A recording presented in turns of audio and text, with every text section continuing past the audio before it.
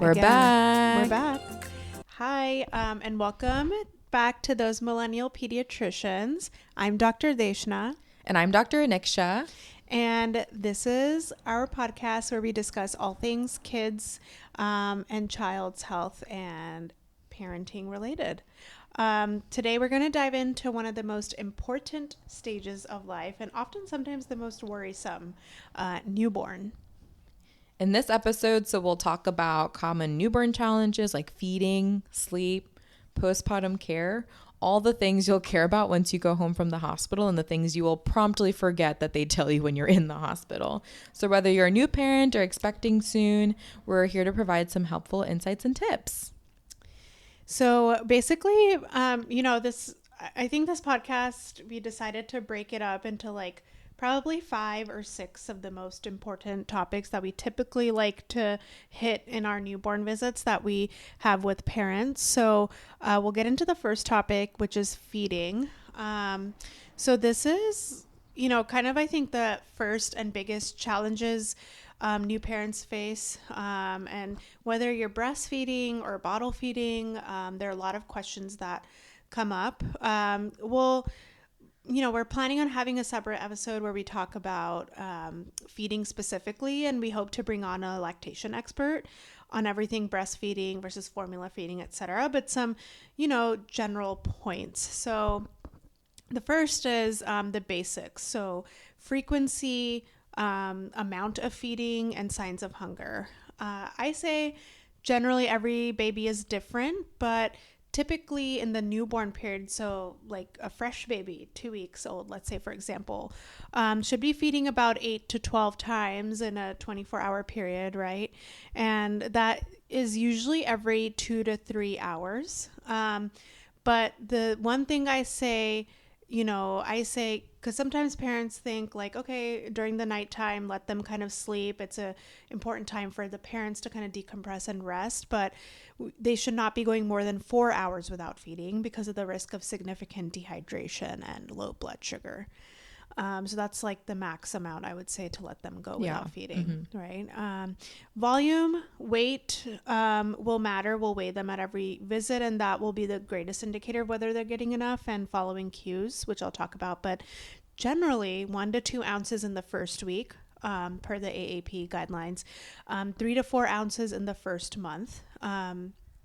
Every 2 to 3 hours. And then 6 months onwards is usually 6 to 8 ounces, but they are also feeding less frequently. So they go longer stretches during the night without sleeping. And then after that, you're generally introducing solids to your kids. So that kind of changes the amount they're feeding. Signs of hunger. Again, we'll talk about this in our lactation episode, but you'll see your infant bringing their hands to their mouth kind of, or sucking on it. They'll start rooting, and that's basically when their mouth or head seems to be puckering or turning towards the breast. Fussiness, and even actually being more alert and active means they might be ready for a feed and you can try it. Yeah, I feel like this one especially, like avoiding them getting to that hangry stage is so important. Like we see a lot of parents come in and we see them feed while they're in that visit, and that baby is screaming, crying, like turning red as a beet and screaming their head off. And that's not the time that they're going to feed. It's really, like Deshna said, like catching them in that time where they're rooting and turning and looking around before they get to that period of hangriness. Because then there's really no going back from that, I feel like. Exactly. And, just some common challenges. I think I decided to just hit one because I feel like there's so many and I could go on for minutes and minutes, but low milk supply. So we can talk a little bit about that. So, when you breastfeed, you have kind of 2 substances. You have your actual breast milk, which is thicker and more white, but you also have colostrum. That's in the first, maybe can be couple of days. So colostrum is like the watery substance that your breast will produce. This contains like all of the antibodies, growth factors, etc., that are super important for your infant to get. It does not mean, obviously, just because it's more watery, that it's less, valuable than the actual breast milk. It's important that you keep giving that to your baby, even if it's like drops. It really matters. And then usually in 3 to 5 days, after that will be when your breast milk, which is thicker, more white, that'll start to come in. So Again, the caveat is it may take longer, especially if you've had a traumatic birth or blood loss. It may take longer for your breast milk to come in. That is completely okay. You can do kind of hand expression to stimulate the breast, pumping, eating well. That'll all help support milk production. And then usually there aren't any evidence-based supplements. I get asked about supplements all the time. There is some evidence possibly that there's fenugreek, which has anecdotally increased milk supply for some, but it's not technically FDA approved. So fenugreek tablets or the actual spice or the herb that you can put. And I think, yeah, that's all about really common challenges that affect feeding. I think along with those challenges, right, like part of the challenge might be you can't breastfeed for some reason or another, or you try it, but for some reason it's a lot given your schedule or other reasons. And so really breastfeeding is not the end all be all. We always say formula fed kids run the world too. And formula is perfectly okay if breastfeeding doesn't work for you. And for parents using formula, choosing the right one can be kind of tricky because then you're like, okay, what are all the different options and what should I consider? So in thinking about different types of formula and how to choose one of them, there's lots of different kinds. So just a few kinds are like your typical cow's milk based formula, your hydrolyzed protein formula, soy formula. There's no real perfect formula, but it's reasonable to start with a cow's milk formula and then watch for any intolerance. So these are your typical Similac and Enfamil, which between the two we say are basically like picking between Coke and Pepsi, and then watching for any intolerance. So watching for lots of spit ups, fussiness, gassiness, bloody stools are a big red flag. So if you see any of those things, you should always consult with your pediatrician. And, Aniksha already mentioned this, but there is no right way. So whether it's breastfeeding, formula feeding, combo feeding, we really see it all. And we kind of emphasize or like to empower moms or dads to choose whatever they feel is working best for not only the baby, but themselves. You are just as involved, and your mental health also matters. So don't let anyone tell you that breastfeeding is the end all be all to giving nutrition. Yeah, for sure. Okay, moving on to our next topic, sleep. So sleep, or I guess, lack of it, is another big concern for new parents, especially for their newborns. So every newborn's different. Even if you've had 5 kids, the 6th one might be totally different, and sleep patterns can vary greatly. But here's some general guidelines that we typically give our patients and their families. So newborn sleep cycles, typically newborns should wake up to feed every 2 to 4 hours. If not, then you'll wake them up like Deshna mentioned. And as they feed more, they'll cluster feed less. So in those first few days, they're going to be doing a lot of cluster feeding, which means they'll kind of feed all at once over and over again. They'll want to be at breast or get bottle fed repeatedly, and it seems like they just can't get enough. And usually when that happens, it's at nighttime. So that's kind of your cue to take naps during the day. So we usually tell parents like the 2nd, 3rd day when they're starting to wake up to the world, sleep when you can during the day because you're going to be up at night. And then we really emphasize safe sleep practices, which you may have heard of. So we think about back to sleep. So sleeping on their back on a flat surface without any pillows and nothing around them except whatever they're swaddled in.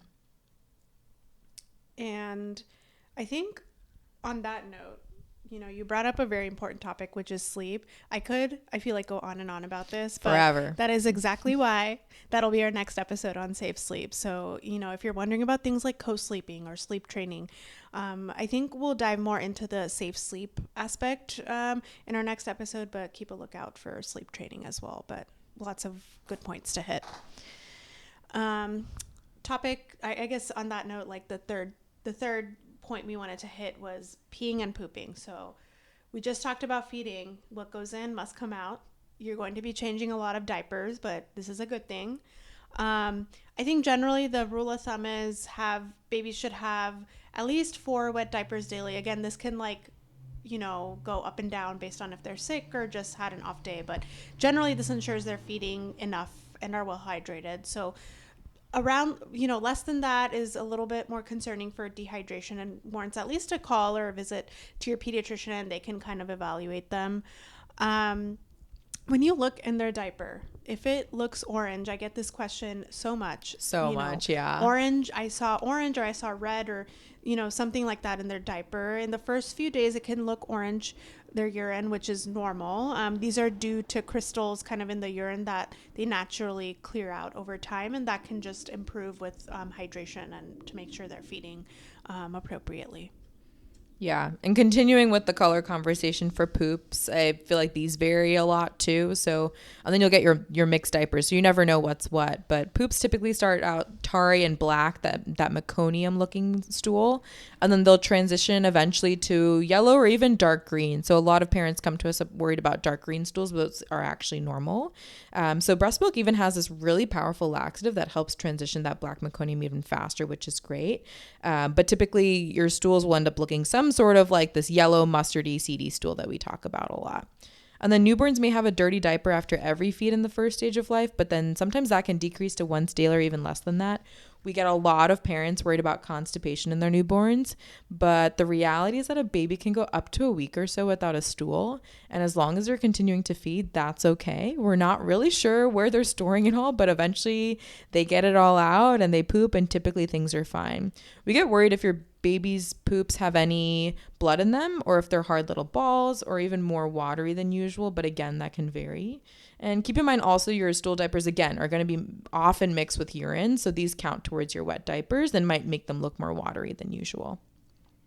Yeah. And to piggyback off of that, I think another color that we always talk about is like, oh, they shouldn't be the color of like a white wall. Yeah. So like pale, no color at all. That should be something you bring up to your kid's doctor. Yeah. Color is definitely better than no color. Exactly. I think the next thing we wanted to talk about was postpartum care. So, this is a big transition, whether it's your first baby or your second or your third, fourth, etc. And, parental health, physical and emotional, is just as important during the newborn stage. So, for moms who just gave birth, healing after delivery is very important.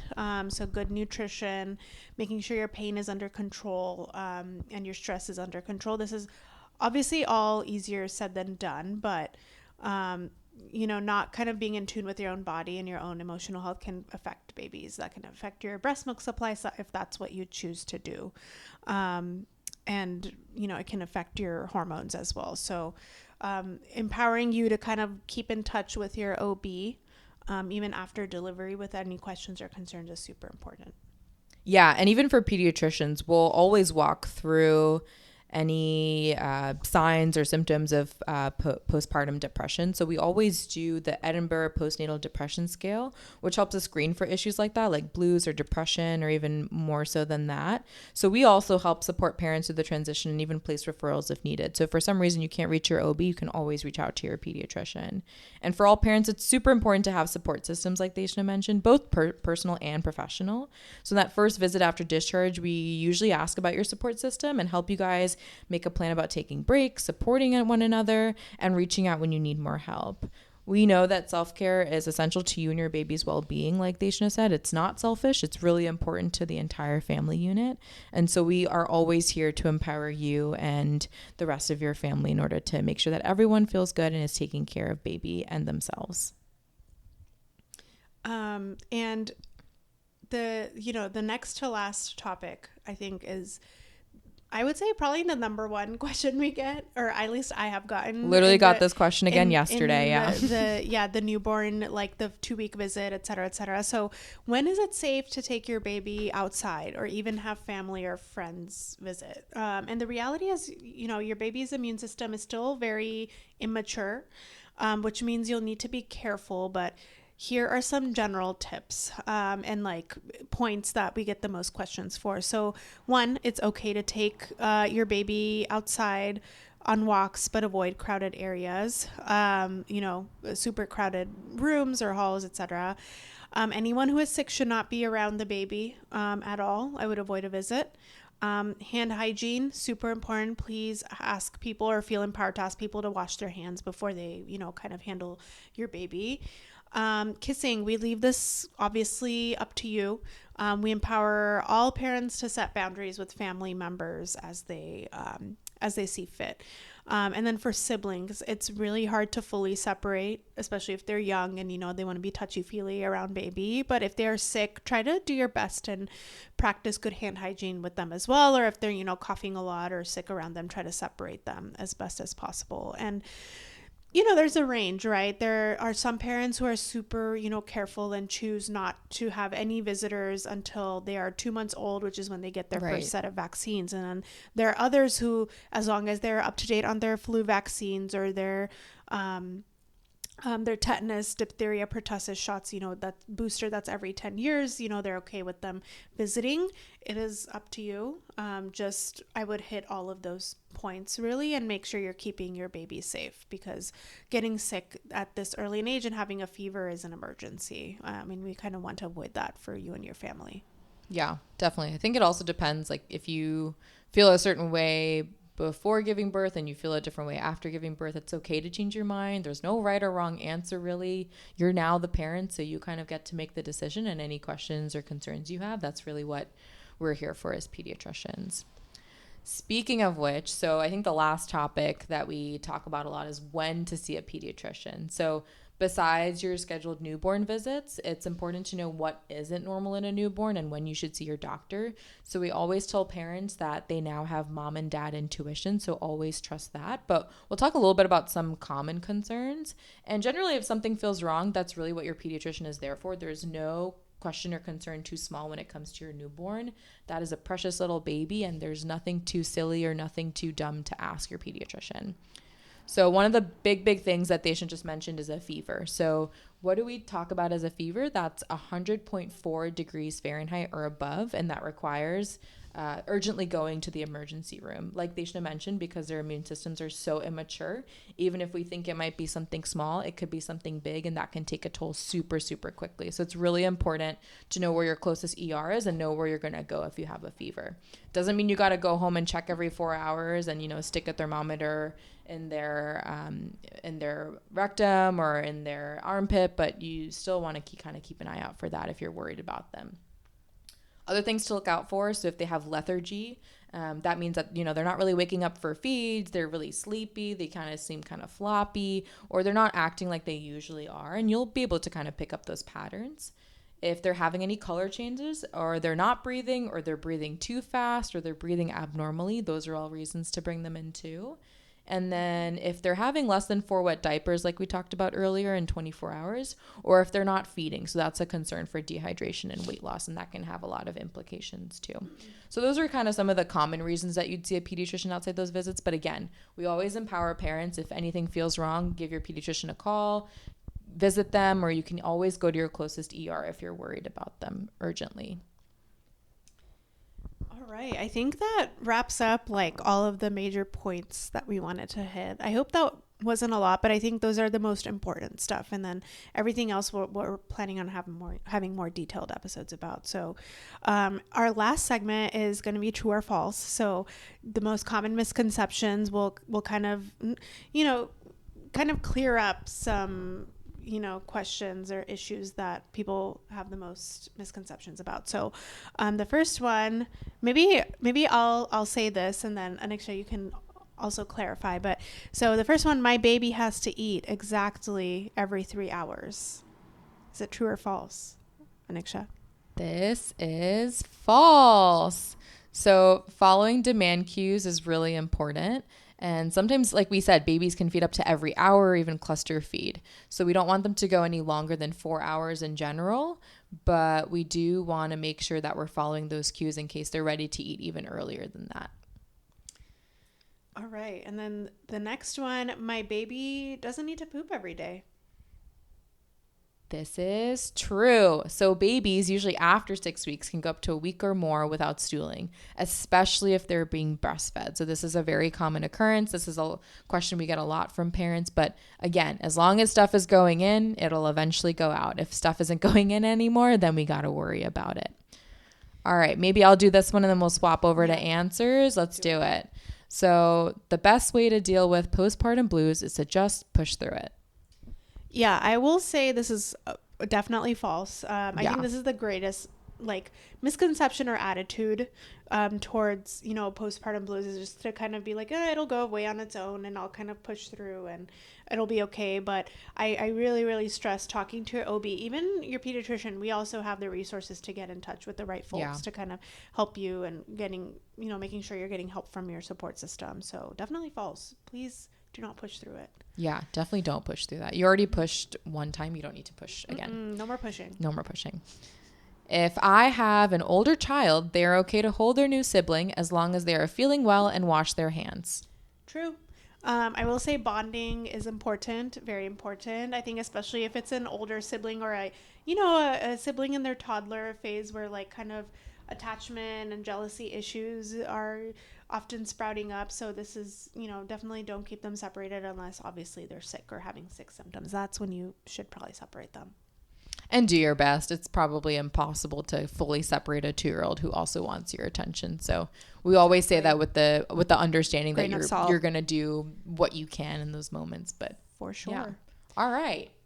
So I think that's pretty much the gist of this episode. We hope it gave you kind of a better understanding of some common newborn challenges and how to navigate them. Yeah. And remember, again, every baby, every family is different. You might feel differently from one baby to the next. So if you're feeling unsure about anything, don't hesitate to reach out to your pediatrician. But generally, trust your gut, trust your intuition, and reach out for help if you need it. And thanks for joining us today. Don't forget to subscribe for more episodes like this. And if you have any questions, you can find us on TikTok at Those Millennial Peds Pod, 2 N's, don't forget. And then on Instagram at Those Millennial Pediatricians. Yeah. And then next time we'll be talking about safe sleep. So we'll be talking about the current guidelines, common misconceptions, and reframing co-sleeping. Very excited about this. Very excited. But thanks so much for joining us, guys. Bye. Bye. See you next time.